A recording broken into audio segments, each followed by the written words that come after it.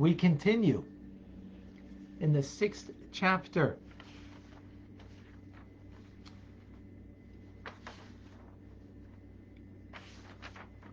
As we began to explain yesterday, the metaphor that when a parent holds a little toddler who hasn't yet learned to walk, holding to the toddler, they feel secure, they feel loved, and then you put them down and you remove yourself. You remove yourself. And I just did this with my granddaughter. Remove myself and to help the granddaughter to walk. So the child sees it as you're removed, you're distant, before you're close and comforting. But what is the motivation of the parent who removes himself? It's out of love, to help that child to learn to walk. And this is to understand the power of God's holding back the divine light, refraining and using it as a shield, the divine name of Elohim, that is the attribute of Gvura, power and strength to hold back the light of Havaya, of God's name Havaya, that is ever so powerful, that creates us something from nothing every moment. But it's holding back that light that allows us to be. Otherwise, we would be like a ray of light within the sun, completely nullified within the divine source. So that's what we learned previously. So this then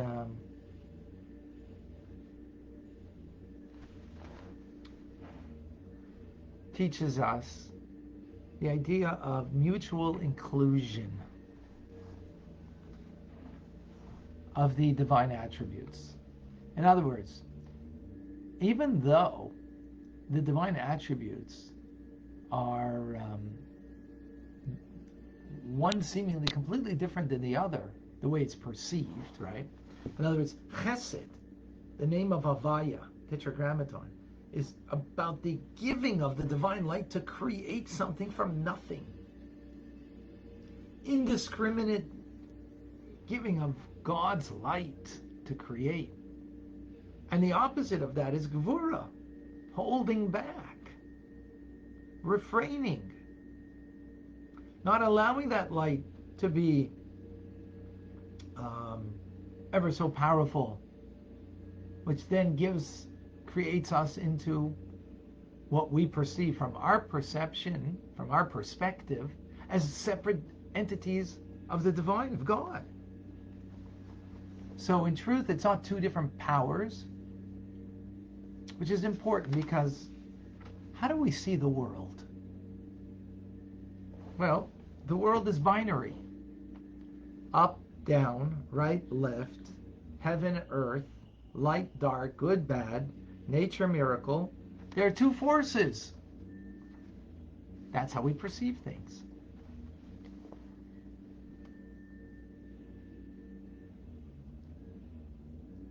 Mutual inclusion means that they're not. The opposites by nature, notwithstanding the fact that that's how they're perceived, but really the ultimate inclusion is the divine attributes of God. Why is there a complete inclusion? Is because God and the divine attributes are one. They're completely united with him. And therefore, each one is comprised of the other. And total unity.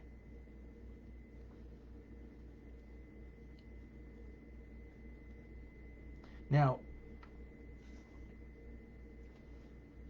we have an inkling of that, as in the metaphor that I gave of, removing yourself from the child, and it appears like your distance, and not so comforting, not so loving, but really it's motivated by that. So there is also mutual inclusion that we have in our attributes. But there's a major difference, is that by us, the attributes, our qualities, our emotive attributes we're compounded of them.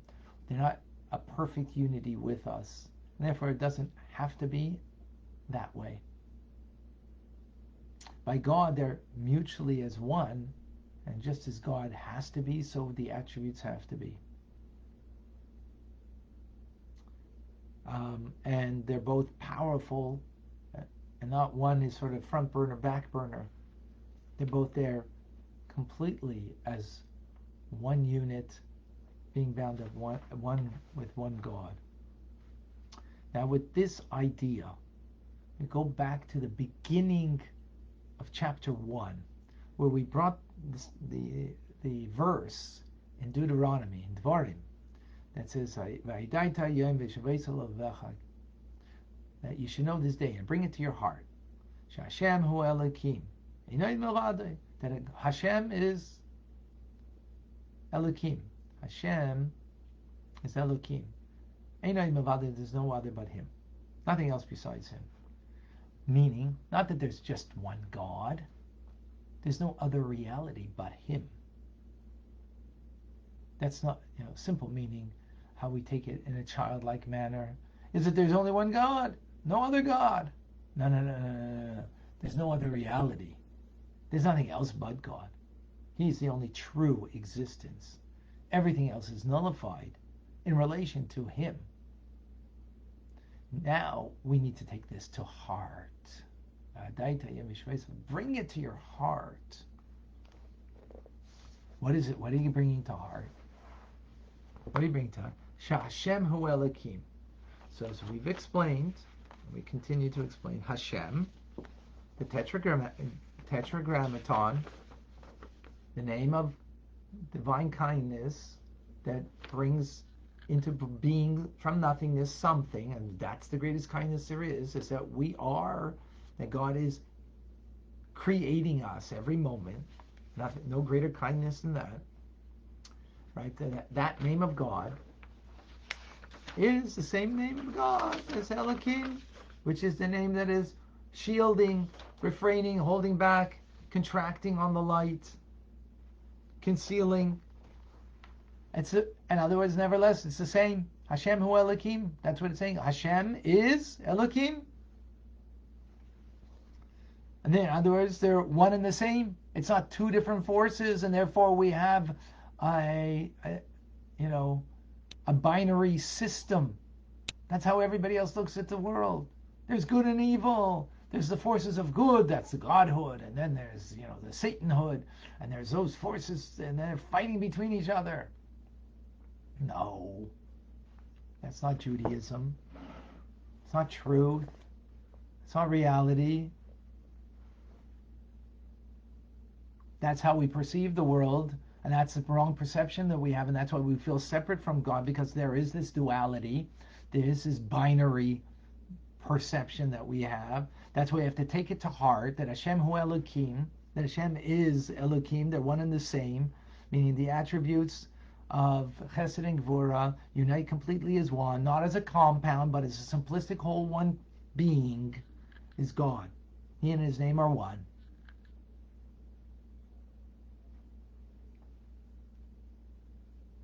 I know that as a result, that Bashamai Mimal, and therefore know, this is the verse, continuing in the verse in Deuteronomy, that in the heavens above and the earth below, Einoid, nothing else exists besides God. In other words, the material world, the spiritual world, the from below to above, it doesn't matter. Einoid, there's nothing else besides Him.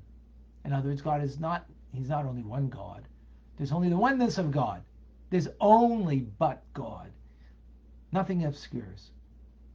And that which obscures is really a part of God, and therefore not a true reality. That we are independent of Him. Nothing is before Him but Him. We can't even call ourselves Ein Oid. In other words, it says Ein Oid. There isn't Ein Oid. There isn't an Oid. Oid means also. There's no something else. Ein Oid means not Oid doesn't mean also. I mean it means else. There's no else. So the Alter Rebbe explains this. In other words, there's not even something subordinate of status. There's God. He's the most important thing. He's the biggest thing. He's, and there's me too. I'm subordinate to Him. That would be like the soul, or rather the body is subordinate to the soul. Right? The body is subordinate to the soul because the soul gives life to the body. Right? That's the way we mistakenly view God in the world. There's me, and God's giving vitality to me. There's a world, and God's giving vitality to the world. No. Not that there's something, there's an else. There's no else. It's not like there's a body, and it's subordinate to the soul to have life, because the body is still something. It's still a reality. The body doesn't, it's the soul animates the body, but it doesn't bring it into existence. The actual existence of the body doesn't come from the soul. Right? Whereas the body, it comes from being nourished through food, not through the soul. Soul gives it life, but doesn't give it existence. So in other words, it exists. So that's how we view the world. That's how we view ourselves. I exist, and God, shower upon me even more. Better existence, better being, better life, more light from you. No. We're not like a body that exists and the soul's just animating it. That would be that there's, the body is secondary to the soul.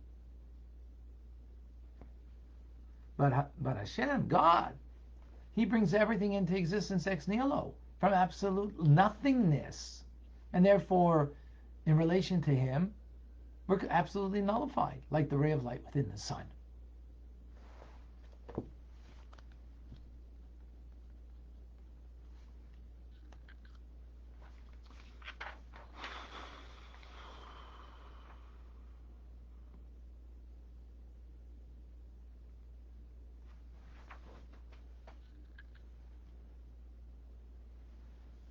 You ever get excited when something like awesome happens?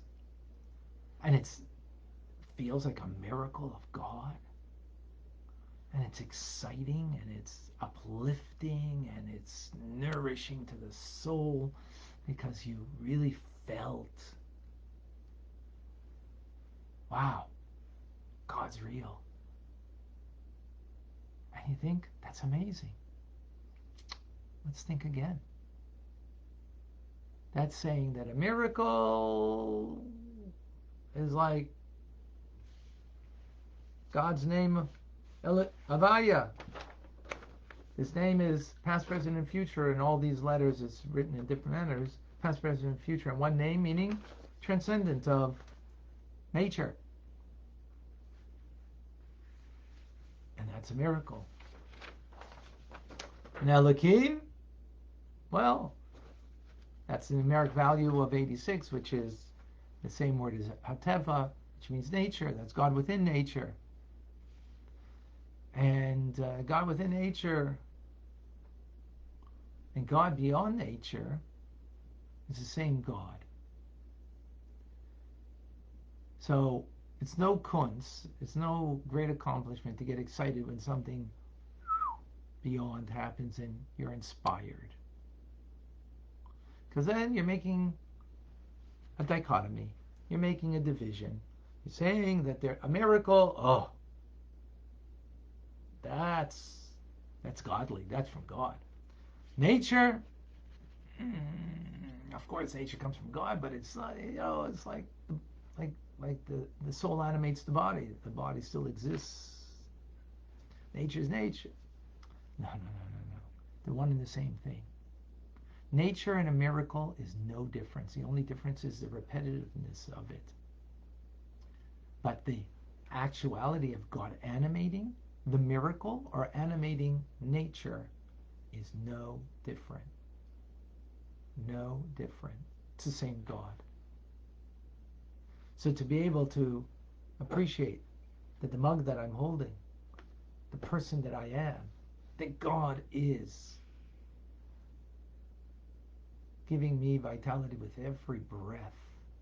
He is creating me anew every moment with every breath, and even beyond, even less than that breath, from nothingness to something, pulsating every moment. Breathe in, breathe out. There's a pulsation of life. There's a pulsation pulsating with the animation of God, and that's my existence and the existence of everything.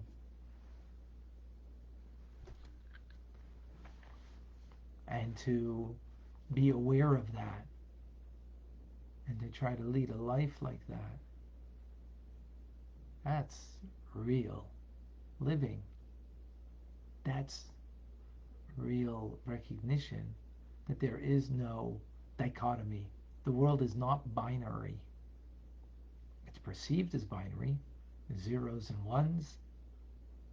And from that you can make a lot of money through computers and whatnot, right?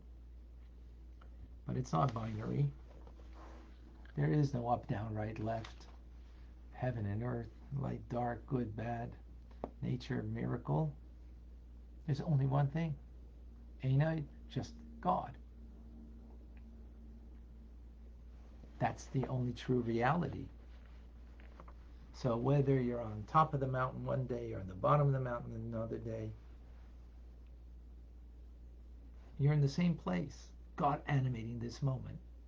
God giving you the power in every moment that you could have new life, which means new opportunity. That new breath, that's a new breath of life. It wasn't the same as the old one. It's a new fresh air that you took in. So that's the metaphor to understand, a new reverberation of something from nothing, from God that is animating me now. And therefore giving me, if it's coming from God, it's coming with infinite opportunity, infinite good.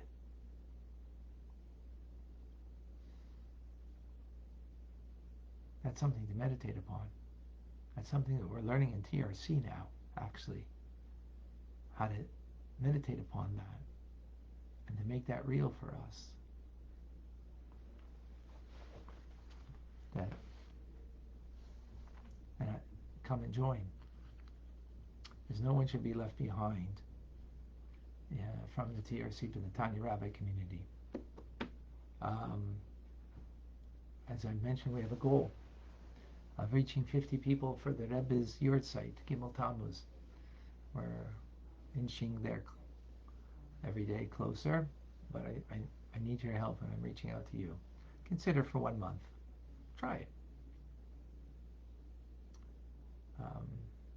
I had no way, actually I had no thought even to connect this, but everything is connected, and this is what I'm living with, to try to learn to live, not just to learn it, but to live it. So go to tanyarabbi.org or tanyarabbi.com and join us into something that's going to be amazing. That is.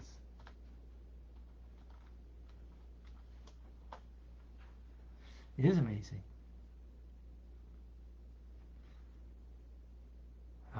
Questions?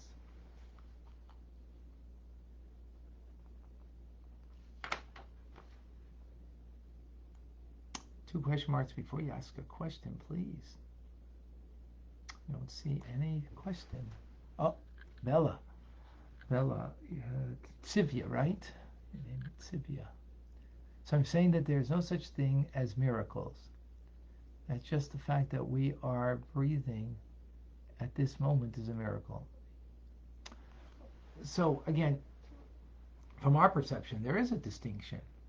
But from the true reality of God, there isn't. So God is giving us the capability to see from His reality. That's what we're learning over here, by the way. We're learning over here how to see the world from God's reality rather than from our limited perception. Our limited perception that there's a duality. There is a binary world, as we've mentioned, right? There's a binary world. From God's perception, there isn't. The divine attributes are mutually inclusive, that they're one perfect unity with God, right? They're perfect unity with God. And therefore, whether that means, if they're perfect unity with God, whether it's Shem Havai or Shem Elohim, Shem Havai, the source for miracles, Shem Elohim, the source for nature, it's one and the same thing. Right? Now, we get excited about the miracle because, we're human. But when we understand from God's perspective, what we should get excited? We should get excited about the miracle. What we should get excited about? God and nature. I don't mean nature just in a leaf, but in every occurrence that's happening, you sense the footsteps you take are guided by God. What you engage then is guided by God. And God is there, and every moment then is a Kodak moment. That's what comes out of this. If we are taking it from, again, God's perspective. Our perspective is definitely not that way. Talking about God's perspective. Right? Thank you, Sylvia.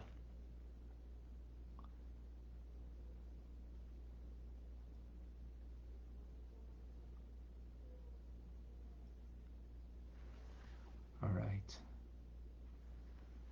Don't see any other questions. I guess there's clarity here. We're all holding by Ein Oid, nothing else but God. So, what does that translate? It translates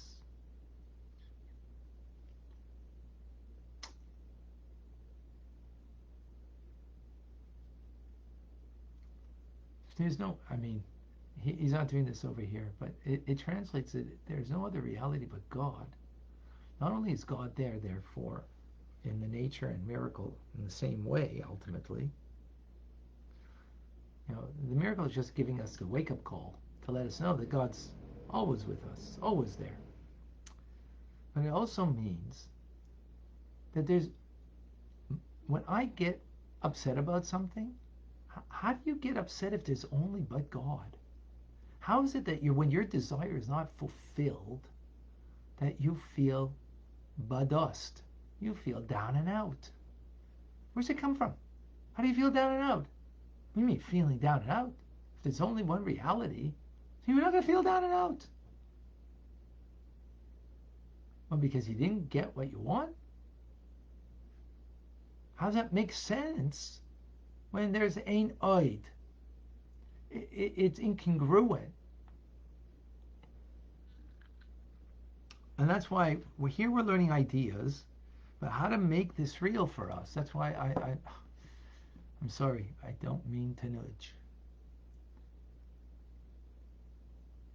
But I'm passionate about the idea that we need to learn to live and we need to bring it to the next level. TRC, go to TanyaRabbi.org, sign up and join us. Because that's where the opportunity will be to have conversation. It's through conversation. And here it's very limited, our conversation.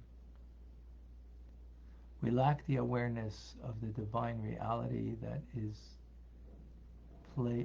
piece by piece revealed to us to connect to Hashem, yes.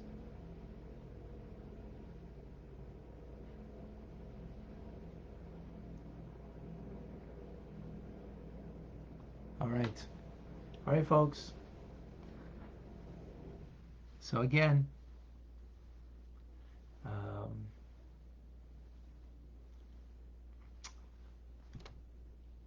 let us, we're coming to Rambam now.